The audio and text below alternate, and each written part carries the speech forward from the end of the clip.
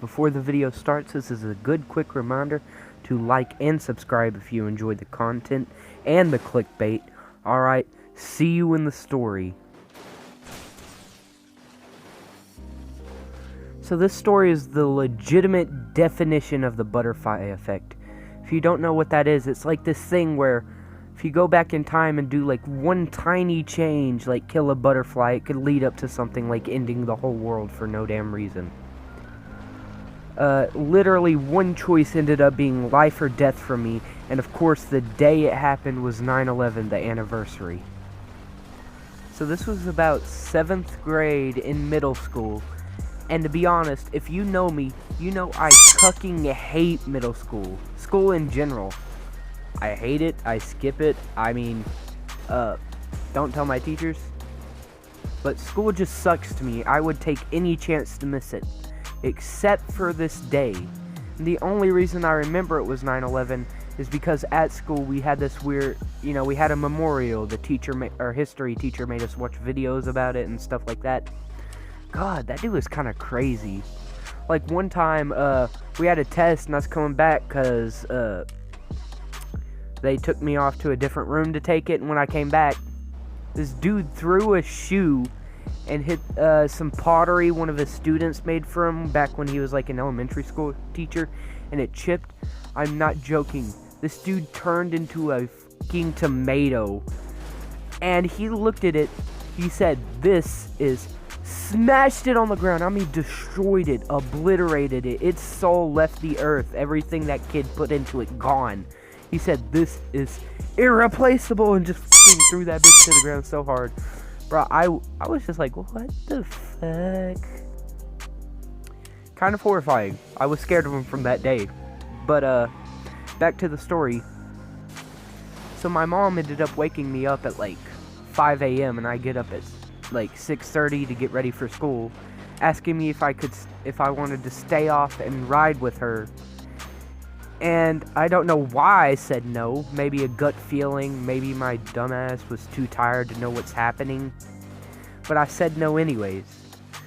And towards the end of school, I get a call from my dad who is on the phone, kind of worried, and just says, "Don't ride the bus." I was like, okay, confused about it. So by the time I got to the bus stop, I waited, for like a few minutes, and then I saw my aunt there to pick me up. And that's when you know some shit happened or something's about to go down. Honestly, I was expecting that my mom went to jail again. Y'all need to tell me if you want to hear some of her stories. She's got some crazy ass stories. Like when she was, I think 20, she ended up putting a woman through a windshield while being jumped by 2 guys. She had a crazy life, a lot worse than mine. But, I legit thought she was going to jail. And they didn't even tell me nothing. They just drove me there. And I see firefighters and police and an ambulance. She ended up getting airdropped. But legit, this tiny choice of me saying no to missing school ended up with my mom getting hit by, I think it's called like the black dog. It's the thing truckers get where you fall asleep while driving after a few days behind the wheel.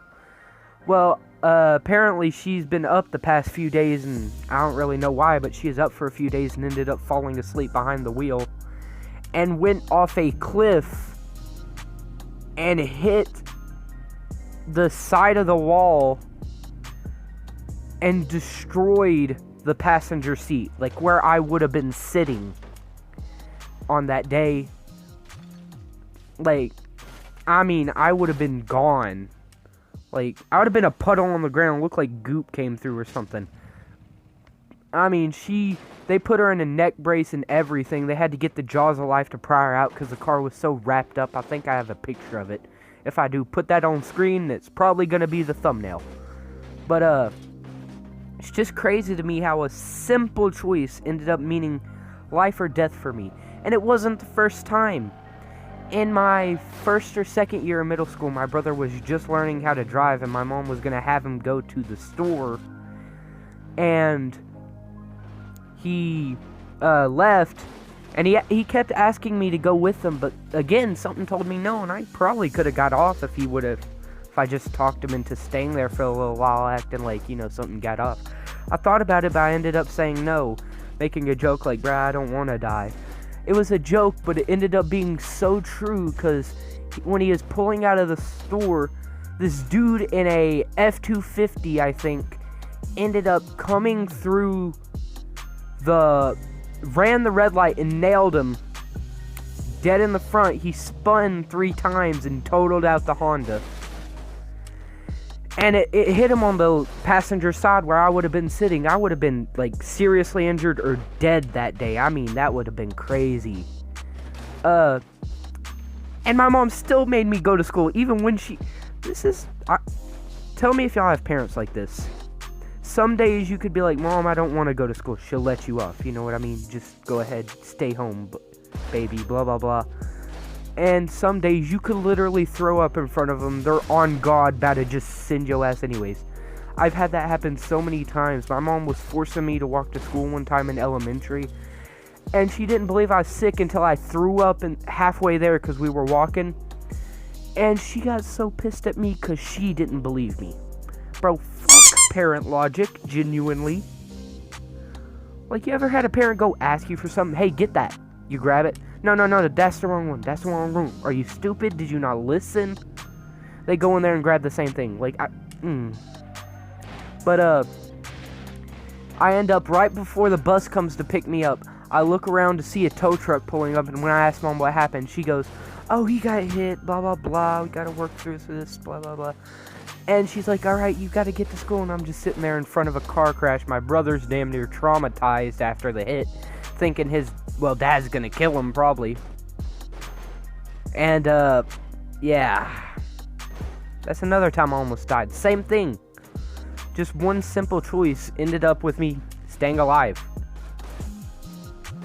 But, it was horrible. My mom, she had to get airlifted because it was pretty bad.